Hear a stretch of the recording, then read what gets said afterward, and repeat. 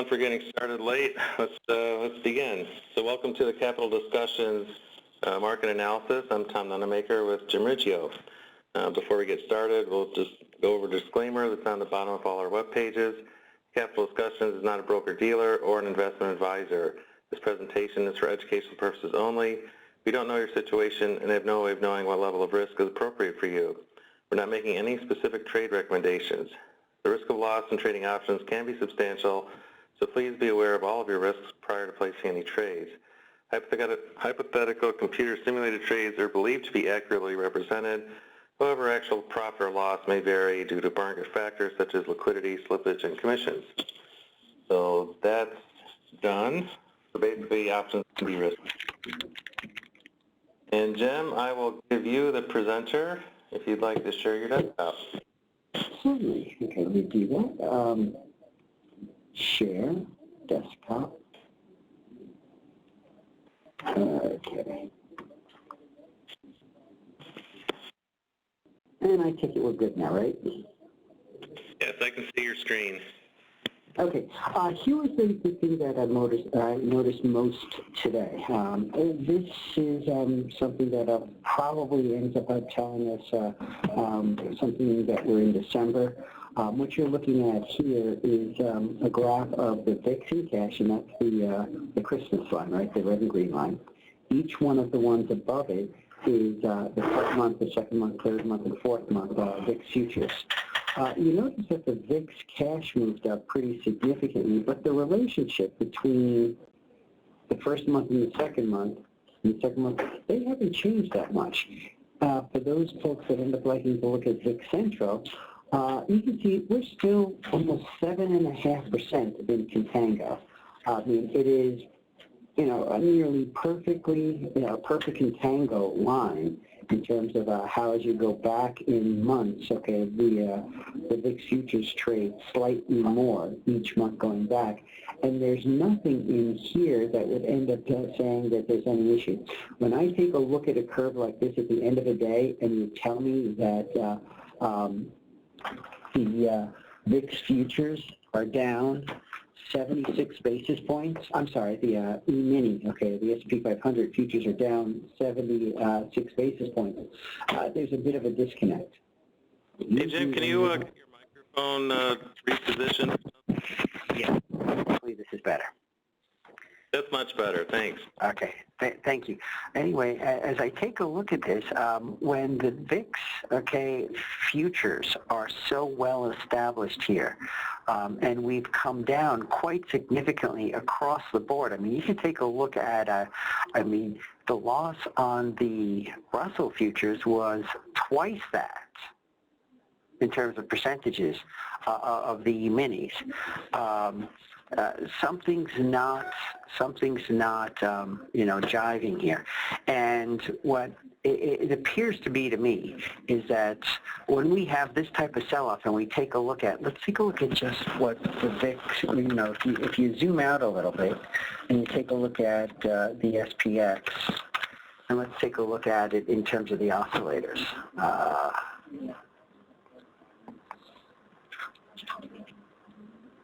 We just go to basic first. And SPX.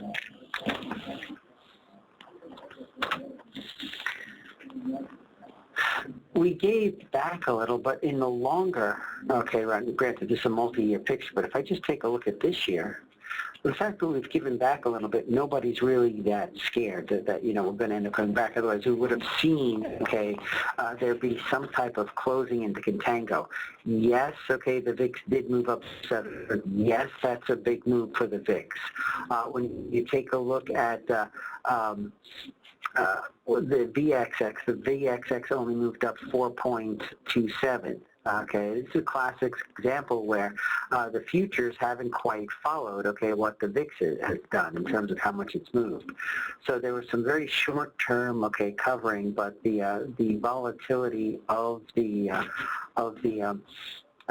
futures in the VIX, okay, and of the other indexes that take a look at that measure volatility aren't quite telling me that, oh, okay, this is the time for a large sell-off.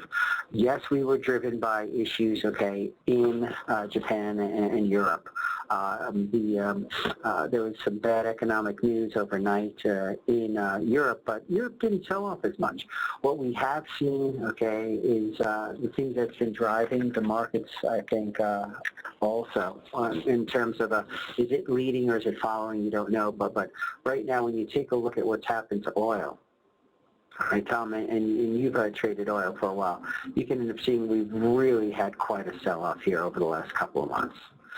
We did finally have somewhat of a bounce, okay, but it continues to end up selling off. If I take a look at gold, okay, you have a similar type of picture, okay, where there's been a sell-off. Now, a lot of this, I think, is being driven more so than anything else by Abe economics. You know, we talked about what was going on in Japan, and when I take a look and show you the yen, oh, not JPM, JPN, I'm sorry, JPY, USD, JPY. That's what you can type. You can end up seeing that they've really stepped up their quantitative easing here. Okay, and it's what's been driving everything. We were at a high this morning, and things looked really, really ugly. At this point, okay, the U.S. Has looked reasonably well. One of the things that I've been taking a look at, and I suggest if you want to see how all of this gets affected, take a look at Bloomberg and just look at the 10-year, okay, treasuries. Okay, you can end up taking a look at, and I don't have a website for it off of, and I'll just show you. I never use, okay, their website here because I always end up having everything right off of my iPad. But basically what you want to be looking at is you want to take a look at the 10 years, and I don't know if I can end up seeing it here. Let's take a look at rates, bonds. I take a look at the 10 years, and then I can compare them, the 10 years, to everything else. Okay, what's the U.S.? Well, and this looks to be it, yes. Okay, so basically what you're looking at 10-year U.S. government bonds, and you can end up seeing what ended up happening and what's driving the currency. The Europeans, okay, are doing everything they can to end up keeping their euro strong. There's some big issues in and around, you know, Germany wants to end up having a lower euro because they're an export nation that ends up helping their export and strengthen their economy. But Japan has to end up keeping their rates as low as possible. By doing their quantitative easing, they've been driving their rates down. On days when they're not in the market, when the Japanese government is not in the market, it seems like there's hardly any volume at all that ends up trading on these things. They're 10 years trading at 0.42, which is just, you know, amazing to me. There's no way that you end up putting them in the same class as you put Switzerland in terms of how strong the yen is. It's really all the Abe economics and their quantitative easing. Those are the things that are driving the markets. I think that what we ended up doing today, what Ian and I ended up doing today on this is that we used this as an opportunity to start to end up putting on some of our short VIX, short delta VIX trades. With what's happened, the spikes, you know, I think that it's not often that you end up getting a spike in volatility in early December. Okay, and when you do, historically, you know, in the past, it's always been a great opportunity to sell any spikes in late November, early December in the VIX. Okay, and so that's basically what we've been trading. It's been the same trade now for a little while. After we ended up coming back in from this unbelievable spike in the VIX, right? I know a lot of people got caught in this. I know a hedge fund down here in Palm Beach that got just absolutely killed during this. It's that volatility had spiked back up and then had sold off so quickly. I think I might have mentioned this to you guys in the past, but if you guys don't remember, this round trip from 13 to 31 back to 13 in the VIX was the fastest, round trip of at least doubling since the VIX futures have been trading. So, and that affects, as you guys know, all of the VIX-based products. That's pretty much the summary. Tom, any questions? Well, just before we get started, somebody asked if you could get the microphone a little closer to your mouth again. I guess the sound quality is kind of fuzzy. Yeah. It doesn't seem like there's a lot going on economic-wise. At least U.S. economic reports, they looked at those. There's really not much going on. Gas prices in Europe have definitely come down, although not as much, I think, as in the U.S. because the tax is so high here compared to what it is in the U.S. I think I saw the gas tax is like 18 cents a gallon there, and it's 75 cents a liter here, so quite a difference. Yeah, and because your taxes in Europe, are per amount, right, per liter, the price of the crude oil or of the gas itself actually does not make that big of a difference because your taxes are so extremely high. Over the last few years, it's fluctuated from maybe 128 to 160 euros per liter, and even with this big sell-off, it's down like 20 cents. But at 75 euro cents per liter, that's what, about $3.60, $3.70, $3.70 per gallon of tax, which is more than what you pay in the U.S. right now, I'm pretty sure. Yeah, oh yeah, a tad.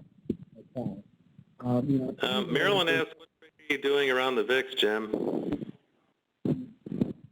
What we're doing basically is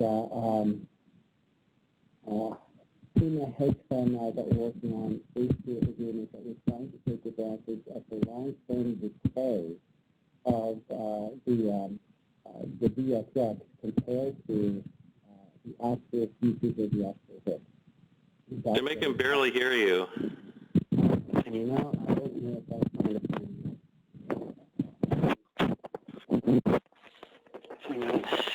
this is about as good as I can get this phone to end up being. I can sign up and call back in if that would help. That's good right where you have it right now. Okay. What we're doing, here's, I just wanted to end up showing, whether you take a look at, any of the calendars, the calendar that we end up having. Right. You take a look, there's not a lot of things that are really going to be moving the market this week. So it's, I really don't see much economic news. Our stuff really came out of the slowdown in Europe. Some of the numbers that came out of Black Friday and stuff were not quite as good as some people would have ended up hoping. The things that we're doing in the VIX is as follows. When you take a look at the VXX and you take a look at over a long run, we want to end up playing for the, inevitable decline in the VXX, not that dissimilar to the concept that Len and the other folks over at OptionView put in place. But the problem is that I don't think that you can just be short the VXX. The challenge with being short the VXX, if you take a look at the spike that we ended up having back in 2011, you went from a low of just above 300 to a high of 450. So you had more than a 300% okay, spike, okay, it went up threefold during this time. So the concept of just being short, okay, the VXX, will end up putting you out of business if you're just going to end up being nothing but short the VXX. That's why in Len's system he doesn't have you be short the VXX, he has you be long the XIV. It's a lot safer, right? If you take a look at the XIV,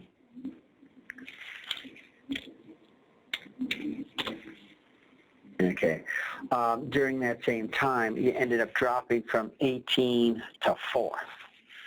Okay, so you can get absolutely killed during this time. One of the things that was difficult during this period is that, and I would imagine, okay, because I know everybody else is this, that if a Len's system ended up getting you long out of the XIV and long the VXX, you got absolutely, you got whipsawed and you got killed. That's what happened to some of the larger hedge funds that I know. So what we're trying to end up doing is we're trying to end up taking advantage of that. And basically it's all the stuff you guys know, right? It's using risk-defying trades to be able to end up playing, okay, to the downside.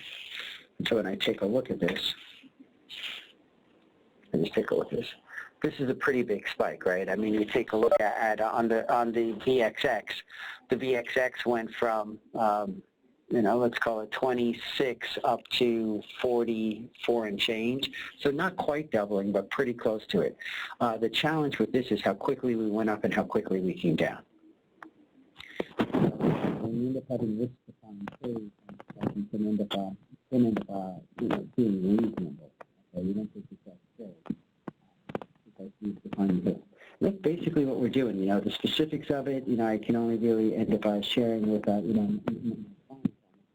using risk-defined trades is the biggest thing. As you should use in everything. Hey, Jamie, your microphone's moving around because it's sometimes good, sometimes bad. Yeah, and I am sorry about that. I'm going to have to end up changing my phone. Tom, we're going to have to talk about getting a mic that I can end up calling in, because when I don't have access to a landline like now, I'm trying to end up doing it through a different system, and I do know that it's not great, and I apologize. It sounds okay right now. Marilyn asked, and why would you not be able to short it? Marilyn, because if you take the VXX and let's say you short, say if you decide I'm going to short I have $100,000 in an account, and I'm going to short $100,000 worth of the VXX. Okay, and if I take 2010 as an example, so if you were short, and I'm sorry it wasn't here. I think it was this one. Yeah. If you shorted $1 million here, what would have happened is that when this went up, you would have lost $3 million, not to mention the margin calls that you would have gotten if you would have matched all your margin calls. So you can't. I mean, it's just, unbelievably risky. Think about this. If you would have taken whatever number you would have taken, if you take $10,000, you would have lost, right? You shorted $10,000 worth of the stock. It would have been worth, if you would have shorted $10,000, it would have been worth a short of $32,000. So you would have been down $22,000 on your initial short, okay? That would have generated margin calls. Even if you would have traded it small, you can end up seeing that it would have taken you almost a year to end up getting back to where you were. Okay, and if you would have shorted in 2007, it would have taken, they didn't trade back in 2007, but if you go back and you do the theoretical of where you would have been, it would have taken you several years. It would have taken you about almost 2 years before you would have gotten back, and your loss would have probably driven you out of business. The expression that some people, you can end up being marked out of business. Will it catch up? Yeah, but in how long and how high does it go? Theoretically, the VXX would have gone up, okay, nearly tenfold, nearly 1,000%. Think about that. If you would have shorted $1 million, you would have lost $10 million, okay, trying to end up waiting for the state to come back in. So I think that, Len's concept that, I don't know how many of you guys end up using it, of switching ends up being a very reasonable one. The problem is in all of the backtesting that we have done, trying to put the point at which to switch is a very, very difficult thing to do. And so the best way to end up doing it, I think, is just risk-defined phase, whether you want to do simple verticals, whether you want to do, working condos.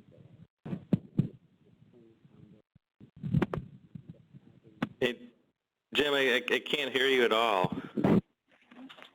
Tom, I'm going to have to sign out and sign back in because this is, I didn't move my microphone at all, okay? I'm going to call back in. If you would end up just keep talking about or answering any questions you can, I just need a minute. Okay, no problem. We'll wait for you.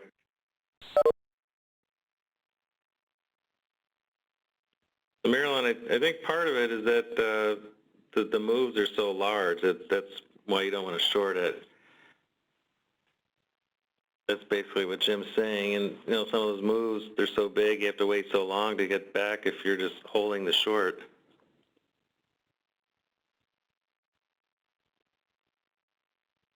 And hopefully we'll get some better sound from Jim once he calls back in, John.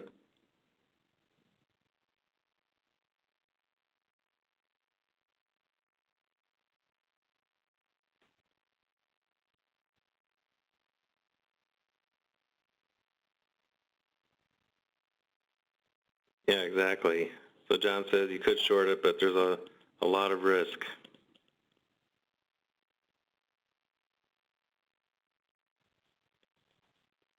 Hey, there you are. Hopefully this is better. Yes, that's fine. Okay, good. Anyway, I don't know if I was clear enough, but the challenge is that the losses, if you just short this, okay, can end up being just far too great. Because remember, when you short something, you can end up losing more than 100% of your investment.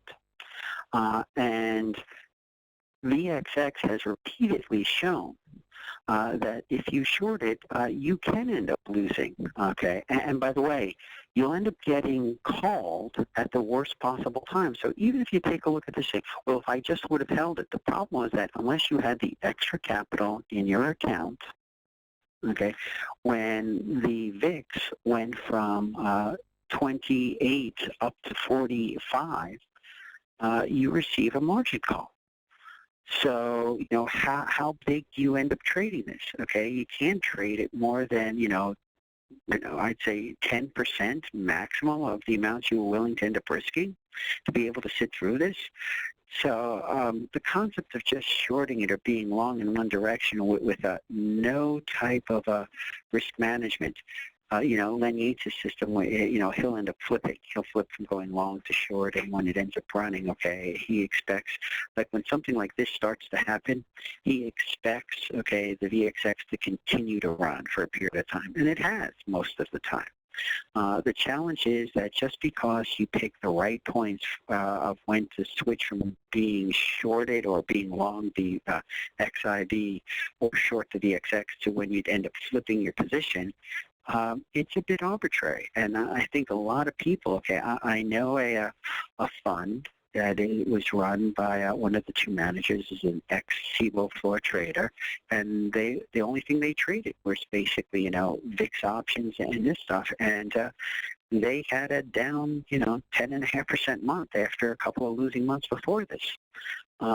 So it's, and they're lucky in some ways that they even, they got out with, their skins in the sense that they could have been absolutely destroyed if they would have ended up risking so much. They ended up basically going out, they used risk-defined stuff, and they went out at max losses on everything, basically. It's a big challenge. So I don't think you can end up just playing it, okay, from one direction or another. I think that you have to do risk-defined stuff. That's usually the best way to do it. Yeah. Okay. No, Marilyn, the VXX is basically what it does. It's just the granddaddy of them all, right? They all basically work the same way. And the way they end up working is that they have to end up keeping the VIX at a given price. So, for example, if I end up taking, and I show you, you come over here, you take a look at the VIX, and we go back multiple years. I think this is a good way to end up taking a look at it. Okay. So what ended up happening was that, for years, okay, up until 2008, okay, we had this type of volatility, right? You get out of the dot-com bust, and, we're stuck in the VIX from 12 to, an 18 range. We have a little bit more volatility at the end of 2007, but this is kind of the beginning of the end. Because what happens, okay, during 2007 and into 2008 is the following. Okay, so go from that 10-ish range up to almost 90. And so when you take a look at how much you could have lost, okay, trading, okay, the VXX, okay, during, say, this spike, take a look at how much worse this spike was. And you have to understand why these VIX-based products, okay, came into existence. Okay, the original ones, they came out of Credit Suisse. And I give these guys, okay, these sales guys, a ton of credit. What happens is they're watching the VIX go up, okay, through the moon.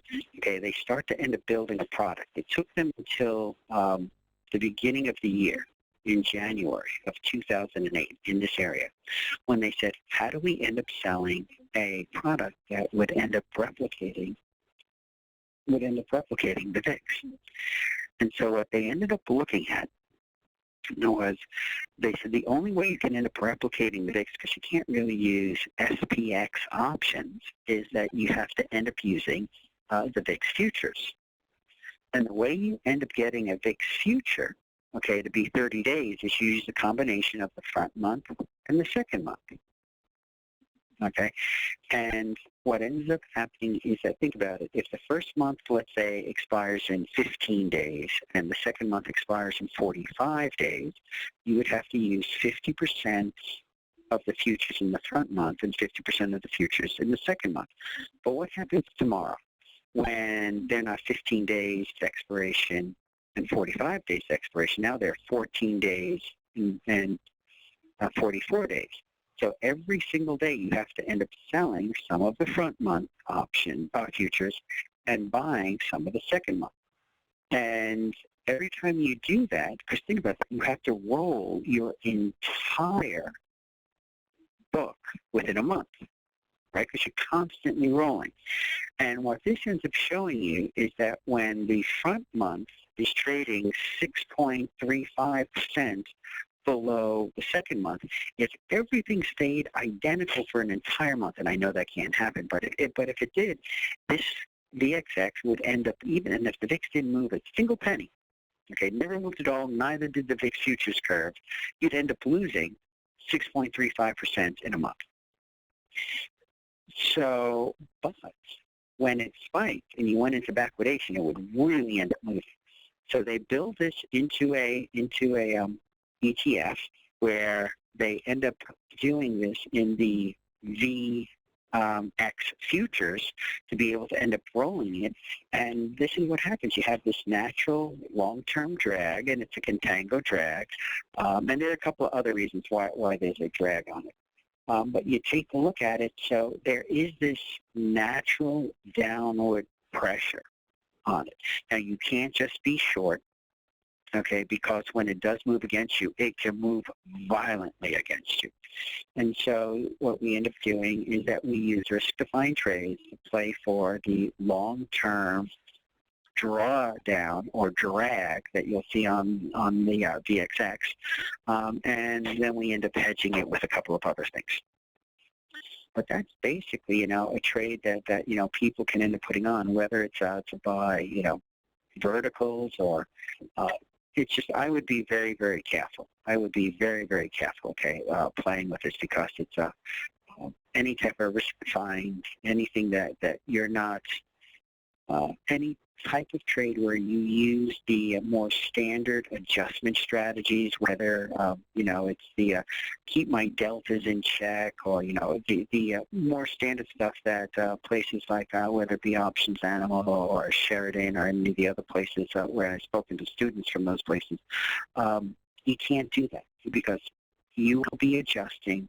And in something like this, if you adjust it all the way up, you got chopped up incredibly. And it's a very difficult way to end up trading. Like I said, I know a hedge fund down here in Florida who is, got absolutely chopped up by doing this. It's a difficult way to end up managing these things. And where do you pick your point? Yes, I know you can back test it, and I think that the best comprehensive work that I've seen for anybody available in retail, that was done, was through Lineage's system. But it's arbitrary where you're picking a point. Just because these points held in the past doesn't mean that they will be the best points to end up, switching from being long to short or vice versa in the future.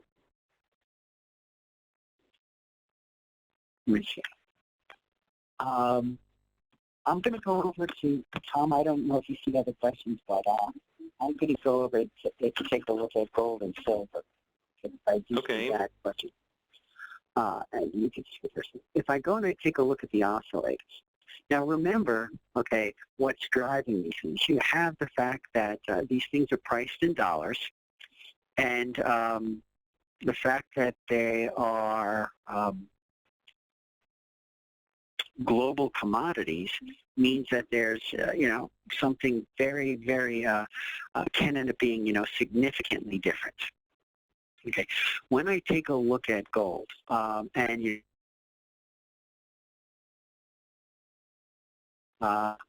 as much to end up charting because you get all these gaps because it's a 24-hour product, and you're only taking a look at our market. They do GC, will it end up shooting? I don't know if they come out as well as the futures. Yeah, it's not so bad.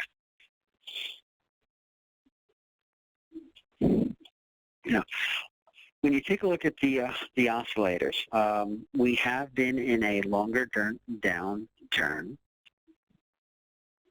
Okay, you can understand here. You know what? I'm going to go back to GLD because the other ones, they just have too much noise on them.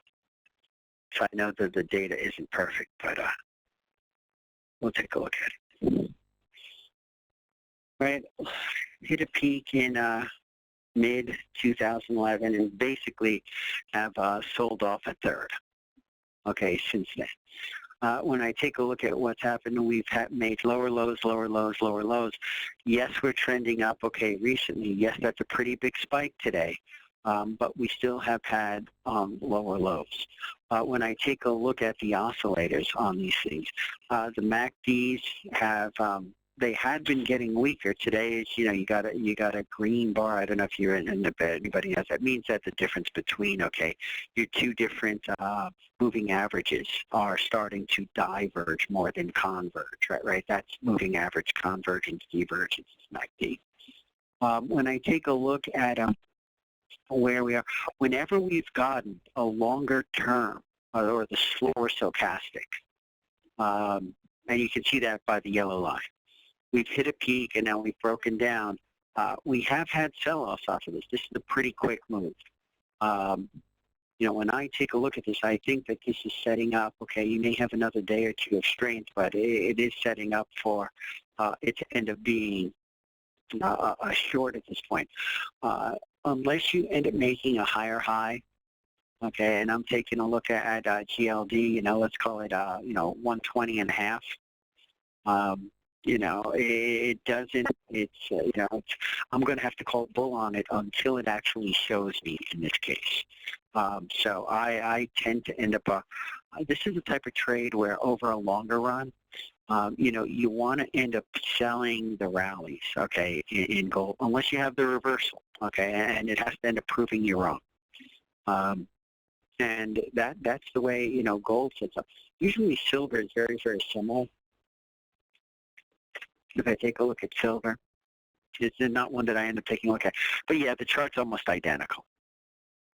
All right, and I don't arb the difference. I know some people like to end up doing the arbs on it. The range, okay, the biggest thing that I end up seeing on this, if I take gold, and this is the one thing that kind of always scares me, right? If I take a look at gold, and if I take a look at how big the daily ranges have been, that was what we had set up, okay, if you guys remember, in the Danger Will Robinson charts. What you end up seeing is that, yes, you had a very big spike today, and while the trends were starting to come back in, you had a massive range, but it wasn't as big as we've seen in other days. Now, don't forget, the markets had traded. Okay, this is just TLD. If I look at the 24-hour range, you'll end up seeing this be even to some larger days, but massive, okay, because of with gold, okay, when you have currency issues that are going on with the Japanese quantitative easing, and where Mario Draghi and the ECB are, you know, their growth is getting dangerously close to deflation. Now, I don't want to get into a big conversation about what that ends up meaning, but you know, and how that's going to end up affecting the markets. As traders, what it ends up meaning is you're going to have a lot of intraday volatility. You know, so that's you know, just a huge issue. If I end up taking you down to a 15-minute chart, I'm sure all my studies.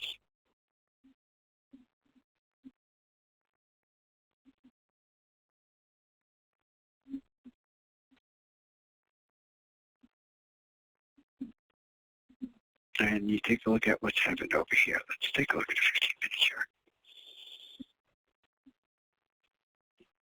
You know, one of the things that you can end up seeing, and I always leave my volume on, because take a look at what ended up happening in those big spikes. Okay, you see volume bars.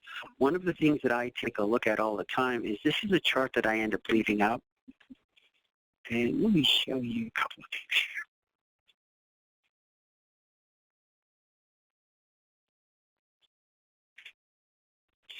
You know, one of the things that I had seen, okay, and this is something that I look at all the time.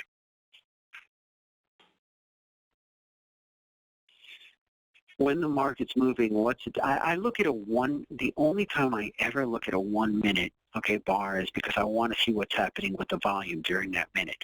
When we're driving up, are we driving up on higher and higher volume?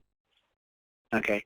Now, what was scary here is that the volume dries up and you start to come down. So it's not surprising that when you have a higher bar, meaning a higher volume bar, it's on the selling.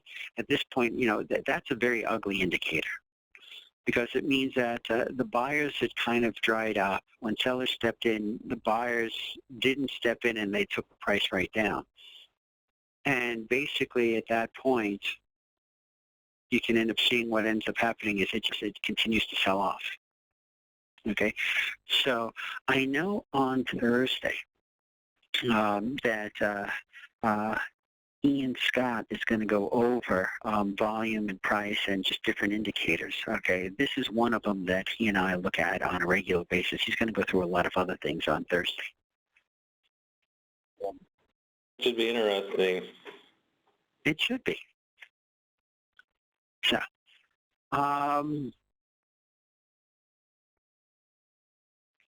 yeah, John Dorian is saying, yeah, you could end up shorting the VXX, but it is significant risk. You know, I'd really suggest that you didn't do that. You know, you can, you know, you're if you do that, you'll be the guy at the you know, cocktail party bragging about your trades until you know, you get absolutely wiped out. Exactly. Yeah. Ian's behind me saying, then you're hiding under the bed, crawled up in the fetal position.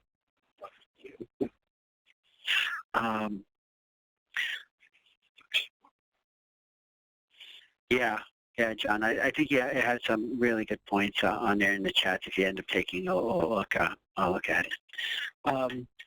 Tom, I didn't see any other questions. I think that should do it. I think the market seems like it wants to do a little profit taking, but there's not a lot of fear from what I'm reading it, and no real economic news coming out, at least in the U.S. So I don't see a lot of catalysts to really push this thing much lower very fast. Yeah, no, neither do I. Neither do I. You know, you're in Christmas time, so you know you're during a period of time when you know, the markets tend to end up being flat. One of the things that did continue, and I just want to point this out over here, is that the small caps continue to take bigger hits on the down days than do the large caps. Okay, we've been noticing that for a while. I'll just show you this one last chart, and then if you know other questions, we'll call it a day. But if I take a look at just for the year, one year, and I'm going to end up just comparing it to the right.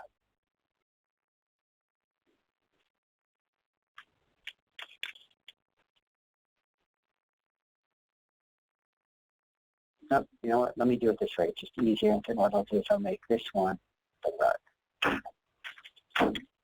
In fact, when asked, could you comment on the rut? So, good. Okay. So when you take a look at where we are, the red, like the bars of the red, the purple line is the S&P. So you can see that the S&P started a year ago. And if I take this all the way down here, take a look at where the S&P is, and its scale is on the left-hand side, going from 1,800, okay, to let's call it 2050, versus the rut started at a much higher level and is sold off even more. So it's been very, very difficult. You know, this is one of these years when if you have a diversified portfolio, you know, you have your long-term and your short-term stuff, and you take a look and you then compare it in terms of your diversification, whether it be small cap, large cap, or you could even take a look at it, say by geography. Take a look at what happened to the global fund, okay, minus the U.S. and Canada, okay. It's done even worse than the rut. It's actually down over the last year. And the emerging markets, okay, you know, they're you know, only slightly better, but they're down on the year just not as much as the EFA is. So, you know, when everybody compares, you know, how your diversified portfolio is done, this is a year where the S&P is leading, and any diversified portfolio is going to significantly underperform the S&P. And it's not like the S&P is up a huge amount, right? What are we up, maybe 12% on it? And you take a look at the other indexes, the Russell is just barely up for the year, and anything international is all down. So it's been an interesting year. People who only quote the Dow or the only quote the Dow or the S&P, which are almost the same, they haven't seen it. But if you're more diversified, you felt it. You know, and yeah, it's the trading range in the Russell is you know, the thing that's been scary about the Russell. For me, the way I take a look at this, and this has been just incredibly difficult. Any of your standard income type trades, your iron condors and things, is that while the Russell has not moved dramatically, when you take a look at how far we've moved, say, from last year or from, you know, over you know, long periods of time, when you take a look at the shorter term ranges, its shorter-term ranges in terms of its movements have been significant, and you're not being compensated for selling volatility on this thing because the rut has moved more than the implied volatilities would be telling you it could end up moving over the short run, and that's what we end up trading, right? We trade, most people end up trading anywhere from 1 week to maybe, a month and a half or two. And remember, each one of these lines is an expiration. So you take a look at how much it's moved within expirations, and it's been significant. So it's been very, very difficult not to end up getting caught. I can end up telling you, you take a look at an area like this. You take a look at another area like this up here, or definitely down here. These are areas where if you end up doing, your standard, iron condor stuff, and you end up trying to end up adjusting them, you've had some pretty significant losing months. And that's probably what Bill Visconti is going to talk about in 2 weeks, of why things aren't working as well as they used to. Yes. Bill will end up going through, and what he's going to end up showing is he's going to end up showing you not only, is the implied volatility been low enough that it's difficult to end up trading, but he's also going to end up showing you that because of how the implied volatility goes up on the strikes below the money, the further below the money you go in any of the indexes, the higher the implied volatility gets. That difference in price is called skew. And he's going to end up showing you how skew is made between lower vols and steeper put skews. These trades just don't work in this environment. I'm not saying that they won't work in the future, but in a low vol, a low IV environment with a steep put skew, and movement like you have here, very, very difficult, not to end up losing money.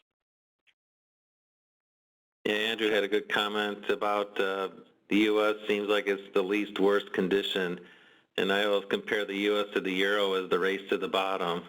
Which one's not doing the worst today? Was it, I don't know, whose comment was it? I forget who in PIMCO ended up saying that the U.S., and this was years ago, but it's true again, the U.S. is the cleanest dirty shirt. There you go. They're all bad. We're just the cleanest dirty shirt, that's all. Nicest house on a bad block, exactly. And we're going to stop there because after this, I'm thinking of other ones that can only get me in trouble. Well, I think we've pretty much exhausted the questions, so probably a good place to call it a day. What do you think, Jim? I think so. I look forward to end up talking to you guys on Wednesday when I'll be on the call with Ian Scott, and I look forward to talking to everybody then. Thank you. Oh, it's Thursday. Thursday. Wednesday's the trading group. Thursday. Thanks, Tom. Okay, we'll see you guys.